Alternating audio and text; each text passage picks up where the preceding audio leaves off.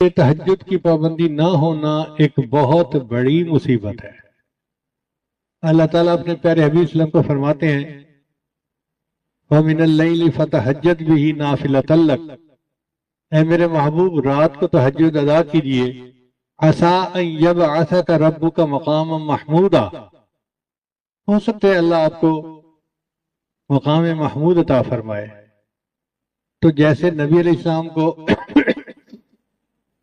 تہجد سے مقام محمود ملنے کی بشارت ملی، امتی کو تہجد کی پابندی سے اللہ کا قرب ملنے کی بشارت ہے۔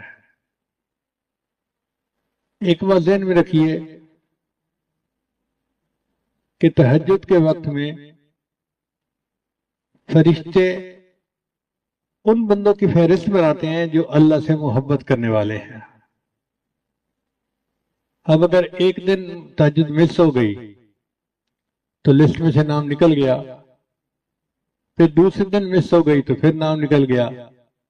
اگر 10 مرتبہ مہینے میں نام نکل جائے تو اس کا مطلب ہے کہ اللہ کے چاہنے والوں کی فہرست میں ان کا نام ہی شامل نہیں ہوگا۔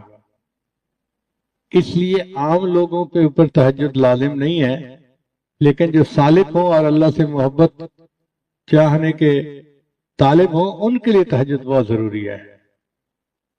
اور تہجد پڑھنا کوئی مشکل کام بھی نہیں۔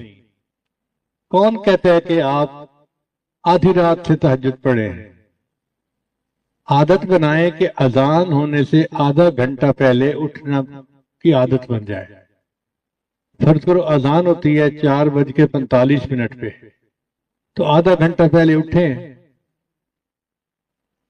اور 15 منٹ میں وضو کر لیں۔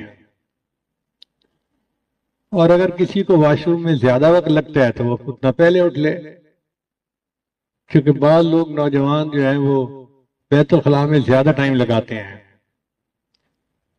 بیت الخلاء میں جا کے ایسے بیٹھتے ہیں جیسے بیت الخالہ ہوتی ہے۔ تو 15 منٹ میں وضو کر کے جو آخری 15 منٹ ہیں بس اس میں 4 رکعت ہلکے پڑھ لیں۔ پہلی 2 رکعت قل یا الکافرون اور قل واللہ احد کے ساتھ، اور دوسری 2 رکعت جتنا اللہ توفیق عطا فرمائے، سورہ یاسین شریف پڑھیں اور سورتیں پڑھیں جو یاد ہیں۔ بس یہی تہجد ہے۔ آج کے دور میں جو بندہ یہ عمل کر لے گا تہجد ہو جائے گی۔ پھر اس کے بعد فجر کا وقت ہو جائے گا تو فجر پڑھیں اور باقی معمولات فجر کے بعد کریں۔ اگر آپ کہتے ہیں جی نیند پوری نہیں ہوئی تو فجر کے بعد پھر سو جائیں۔ پہلے دور میں تہجد بین النومین ہوتی تھی اور آج کے دور میں فجر بین النومین ہوتی ہے۔ لیکن تہجد کی بہرحال پابندی ہونی چاہیے، حاضری لوگ نہیں چاہیے۔ ہمارے حضرت فرمایا کرتے تھے مزدور سارا دن مزدوری کرتا ہے، جب شام کو اجرت ملنے کا وقت ہوتا ہے تو اس وقت وہ حاضر ہوتا ہے، غیر حاضر نہیں ہوتا۔ اسی طرح سالک کو تہجد کے وقت روزینہ ملتا ہے اللہ کی طرف سے، تو وہ کیسے اس وقت سویا ہوا ہو سکتا ہے؟ جنید بغدادی رحمۃ اللہ فرمایا کرتے تھے کہ سب کا شکر آمات اڑ گئے، آخری رات کے چند نفل کام آ گئے۔ تو یہ آخری رات کے چند نفل جو ہیں یہ انتہائی ضروری ہیں۔ اللہ تعالیٰ ہمیں باقاعدگی کے ساتھ تہجد پڑھنے کی توفیق عطا فرمائے۔ جو تہجد میں رکاوٹیں ہیں ان میں سب سے پہلی ہے بد نظری، اور دوسرا ہے ایسی چیزیں کھانا بازار کی کہ جن میں حلال حرام کی ملاوٹ ہو، تو اس سے پھر انسان تہجد سے محروم ہو جاتا ہے۔ حدیث مبارکہ میں ہے جب رات آتی ہے تو 3 طرح کے لوگ ہوتے ہیں، 3 طرح کی جماعتیں ہوتی ہیں۔ ایک وہ فرشتے، ایک وہ لوگ کہ اللہ تعالیٰ اپنے فرشتوں کو حکم فرماتے ہیں کہ دیکھو یہ میرے محبوب لوگوں کے اٹھنے کا وقت ہے، جاؤ اور ان کو پر مار کے جگا دو۔ تو فرشتے آ کے پر مار کے جگا دیتے ہیں، خود بخود آنکھ کھل جاتی ہے۔ میاں محمد بخش رحمۃ اللہ فرماتے ہیں رات پوے تے بے دردانو مٹھی نیندر آوے، رات پوے تے بے دردانو مٹھی نیندر آوے، درد مندانو یاد سجن دی ستے آن جگاوے۔ اور جو درد مند ہوتے ہیں ان کو سجن کی یاد سوتے کو جا کے جگا دیتی ہے۔ تو اللہ کرے کہ ہم بھی ان لوگوں میں شامل ہوں کہ جن کو محبوب کی یاد سوتے میں آ کے جگا دیتی ہے۔ اور دوسرے گروہ کے لوگ ہوتے ہیں، یہ اللہ کے مقربین ہوتے ہیں۔ اللہ فرشتوں کو فرماتے ہیں دیکھو یہ میرے محبوب لوگ ہیں، دین کا کام کرنے والے، تھکے ہوئے ہیں، آرام کر رہے ہیں، جا کے ان کی کروٹ بدل دو۔ یہ چاہیں گے تو سو جائیں گے اور چاہیں گے تو یہ کھڑے ہو کے نماز پڑھیں گے۔ میں ان کے سونے پہ بھی راضی، میں ان کے جاگنے پہ بھی راضی۔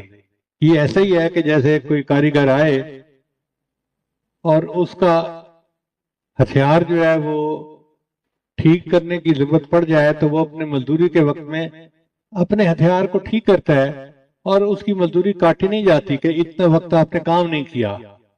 وہی وہ چیز اس میں شامل ہوتی ہے۔ اسی طرح جو لوگ دین کا کام کرنے والے ہیں تو وہ بھی ایسے ہی کریں کہ دین کا کام کریں اور اللہ تعالیٰ ان کے جاگنے پہ بھی راضی، ان کے سونے پہ بھی راضی۔ پھر تیسرا گروہ ہوتا ہے، اللہ تعالیٰ اپنے فرشتوں کو حکم فرماتے ہیں کہ جاؤ، یہ وہ میرے بندے ہیں جن کو میں پسند ہی نہیں کرتا، تم جا کے پہرا دو کہیں یہ نہ اٹھ جائیں، میں ان کی شکل ہی دیکھنا پسند نہیں کرتا۔ تو اس لیے اگر تہجد قضا ہوتی ہے تو آپ دل میں یہ سوچیں کہ اللہ تعالیٰ میری شکل دیکھنا ہی پسند نہیں کرتے، اور کوشش کریں کہ باقاعدگی کے ساتھ، اہتمام کے ساتھ تہجد پڑھیں۔ وہ چند لمحے تو 24 گھنٹے کا نچوڑ ہوتا ہے۔ اللہ تعالیٰ ہمیں ان معمولات کی پابندی کرنے کی توفیق عطا فرمائے اور ہماری تمام غلطیوں کوتاہیوں کو اپنے فضل سے معاف فرما دے۔ عبداللہ ذوالبجدین رضی اللہ تعالیٰ عنہ، نام عبداللہ تھا، مگر مدینہ طیبہ سے تھوڑے سے فاصلے پر ایک بستی میں رہتے تھے۔ والد فوت ہو گئے تھے تو چچا ان کی کفالت کرتے تھے، اور چچا نے ان کو بڑے محبت سے رکھا تھا، کھانا بھی اچھا دیتا تھا اور بہترین لباس دیتا۔